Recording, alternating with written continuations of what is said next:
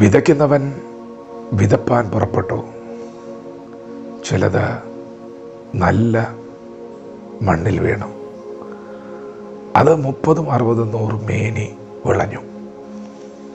യേശു കർത്താവ് തൻ്റെ ശിഷ്യരോട് വചനത്തെ പൊരുൾ തിരിച്ച് കൊടുക്കുകയാണ്. വിതയ്ക്കുന്നത് വചനമാണ്. അത് നല്ല മണ്ണിൽ വിതയ്ക്കപ്പെട്ടു എന്നത് അതൊരു മനുഷ്യൻ്റെ ഹൃദയത്തിൽ വചനം കടക്കുന്നതാണ്.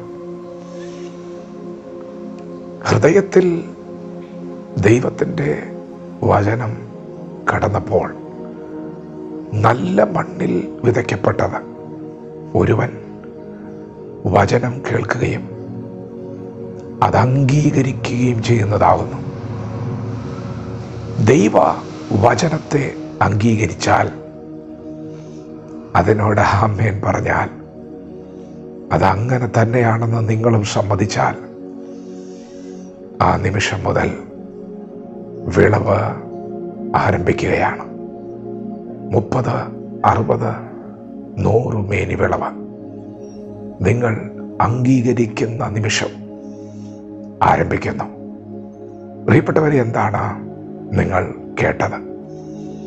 നിങ്ങൾ യേശുവിനെ സ്വന്തം രക്ഷിതാവും കർത്താവുമായി സ്വീകരിച്ചൊരു വ്യക്തിയാണ്. ദൈവം എന്താണ് പറഞ്ഞിരിക്കുന്നത്? നിങ്ങൾ ജനിച്ചത് വചനത്താലാണ്. നിങ്ങൾ വീണ്ടും ജനിച്ചിരിക്കുകയാണ്. നിങ്ങളുടെ ജനനം ദൈവവചനത്താൽ സംഭവിച്ചിരിക്കുന്നു. എന്താണ് ഈ ജനനത്തിൻ്റെ പ്രത്യേകത?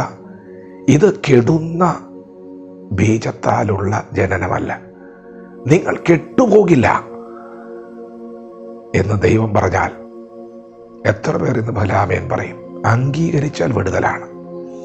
കെടുന്ന ബീജത്താലല്ല, കെടാത്തതിനാൽ ജീവനുള്ളതും നിലനിൽക്കുന്നതുമായ ദൈവവചനത്താൽ തന്നെ നിങ്ങൾ വീണ്ടും ജനിച്ചിരിക്കുന്നു. സകല ജഡവും പുല്ലുപോലെയാണ്. ജഡം എന്ന് പറഞ്ഞാൽ അത് നമ്മുടെ ആദ്യത്തെ ജനനമാണ്. വീണ്ടും ജനിച്ചത് ജഡമല്ല, വീണ്ടും ജനിച്ചത് നിത്യതയ്ക്ക് വേണ്ടിയാണ്. ജഡത്താൽ ജനിച്ചത് ജഡമാകുന്നു, ആത്മാവിനാൽ ജനിച്ചത് ആത്മാവ്. നമ്മുടെ അകത്തെ ആത്മമനുഷ്യനാണ് വീണ്ടും ജനിച്ചത്. ആ ജനനത്തെക്കുറിച്ച് പരിശുദ്ധാത്മാവ് പറയുകയാണ്, ജഡത്താൽ ജനിച്ച ജഡം, സകല ജഡവും പുല്ലുപോലെയാണ്, വയലിലെ പൂ പോലെയാണ്, കാറ്റടിക്കുമ്പോൾ ഇല്ലാതെ പോകും, അത്രയേ ഉള്ളൂ. എന്നാൽ വീണ്ടും ജനിച്ചവൻ അങ്ങനെയല്ല. കർത്താവിൻ്റെ വചനമോ അതെന്നേക്കും നിലനിൽക്കുന്നു. നിങ്ങൾ ജനിച്ചത് നിത്യതയ്ക്ക് വേണ്ടിയാണ്. നിങ്ങൾ മരിക്കുകയില്ല നിശ്ചയം. നിങ്ങൾ ജയിച്ചത് മരണത്തെ ജയിച്ചിട്ടാണ്.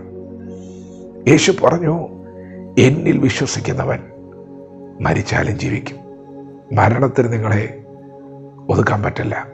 ശരീരം മണ്ണിൽ നിന്നെടുത്താണെന്ന് മണ്ണ് അവകാശപ്പെട്ടാൽ ഒരു നാൾ നീ എൻ്റെ സ്വന്തമാകുമെന്ന് പറഞ്ഞ് മണ്ണിനോട് നീ ചേരുമെന്നൊക്കെ പറഞ്ഞ് മണ്ണ് വെല്ലുവിളിച്ചാൽ, കർത്താവിൻ്റെ മടങ്ങി വരവ് താമസിക്കുന്നുവെങ്കിൽ, ഒരു മരണം സംഭവിച്ചാൽ അല്പനേരത്തേക്ക് മണ്ണിൻ്റെ അവകാശവാദങ്ങളും കർത്തൃത്വങ്ങളും ഒക്കെ അങ്ങ് അരങ്ങ് തകർക്കുന്നത് പോലെ തോന്നിയേക്കാം. പക്ഷെ വീണ്ടും ജനിച്ചവനെ ഒതുക്കാൻ പറ്റത്തില്ല. കാഹളം ധ്വനിക്കുമ്പോൾ അവൻ ആ മണ്ണിൽ നിന്ന് പോകും. അക്ഷയതയെ ധരിക്കും, അമർത്യതയെ ധരിക്കും. പ്രിയപ്പെട്ടവരെ, നിങ്ങൾ വീണ്ടും ജനിച്ചിരിക്കുകയാണ്. അംഗീകരിക്കുവാൻ കഴിയുന്നുണ്ടോ? അംഗീകരിച്ചാൽ മതി. 100 മേനി വിളവ്, അസാധാരണമായ ധൈര്യം, സമാധാനം ഇന്നും പകൽ ദൈവം നിങ്ങൾക്ക് നൽകുന്നു. നിങ്ങളെ കെടുത്തിക്കളയാൻ ആർക്കും കഴിയത്തില്ല. നിങ്ങൾ വീണ്ടും ജനിച്ചിരിക്കുകയാണ്. യേശു പറഞ്ഞത് വീണ്ടും പറയാം, ഞാൻ നിങ്ങളെ ഒരു നാളും തള്ളിക്കളയില്ല. എൻ്റെ പിതാവാണ് നിന്നെ എനിക്ക് തന്നത്. ഞാൻ നിന്നെ കളയില്ല. ഞാൻ ഒടുക്കത്തെ നാളിൽ നിന്നെ ഉയർത്തെഴുന്നേൽപ്പിക്കും.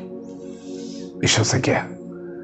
ഇത് വചനം, ഇത് വിത്ത്. ഇത് അംഗീകരിച്ചാൽ 100 മേനി വിളവ്. മരണമേ, നിന്റെ ജയം എവിടെയെന്ന് പറഞ്ഞുകൊണ്ട് നിങ്ങൾ മരണത്തെ വെല്ലുവിളിച്ചു മുന്നേറും. ജയാളിയായി. ജയിച്ചവൻ കരത്തിൽ പിടിച്ചിട്ടുണ്ട്.